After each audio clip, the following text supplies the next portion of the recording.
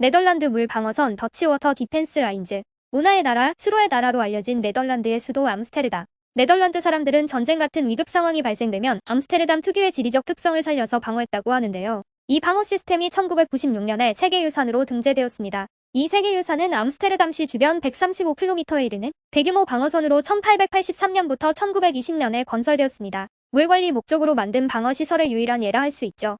16세기 이후 네덜란드 사람들은 방어 목적으로 리수공학 하이드롤릭 엔지니어링, 즉 물의 물리적 성질을 연구하는 학문에 관한 전문 지식을 활용하였습니다. 암스테르담 방어선은 간접지와 복잡한 운하체계와 수로와 관문에서 일어나는 일시적 방류와 함께 이용하는 45개의 군사 요새로 이루어진 망으로 암스테르담을 보호해왔죠. 1996년에 등재되었던 이 유산들은 지속된 논의를 통해 대폭 확장되어 2019년에 세계유산 후보지로 다시 신청했고요. 2021년에 재등재되었습니다. 유네스코는 재등재시키면서 세 가지 등재 기준에 부합한다고 했는데요. 그 기준은 다음과 같아요. 기준 2. 일정한 시기 또는 세계의 일정한 문화권 내에서 건축이나 기술, 기념비적인 예술, 도시계획이나 조경 디자인의 발전에 있어 인류 가치의 중요한 교환을 보여주어야 한다. 기준 4. 인류 역사에서 중요한 단계를 예증하는 건물 유형, 건축이나 기술의 총체 혹은 경관에 탁월한 사례여야 한다.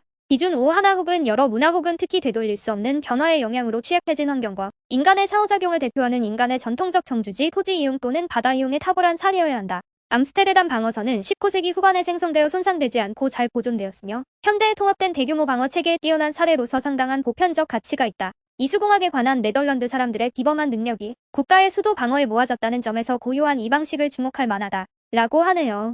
유산구역의 면적이 14,953헥타르, 즉 1억 4,953만 제곱미터이니까 굉장히 넓은 지역입니다. 자, 그럼 이 암스테르담 방어선을 둘러보기 전에 유네스코와 유산 홈페이지의 내용을 참고해서 좀 더 자세히 알아볼까요? 네덜란드의 국토는 해수면보다 낮은 곳이 많다는 이야기는 다들 들어보셨죠?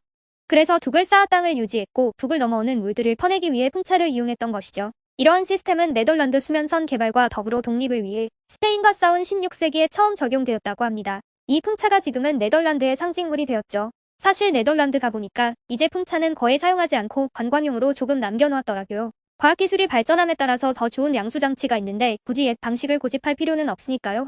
다시 돌아가서 1874년 요새 활용에 관한 법률에 따른 새로운 방어 체계의 도입으로 수많은 요새화된 마을이 자신들의 방어 역할에서 벗어났습니다.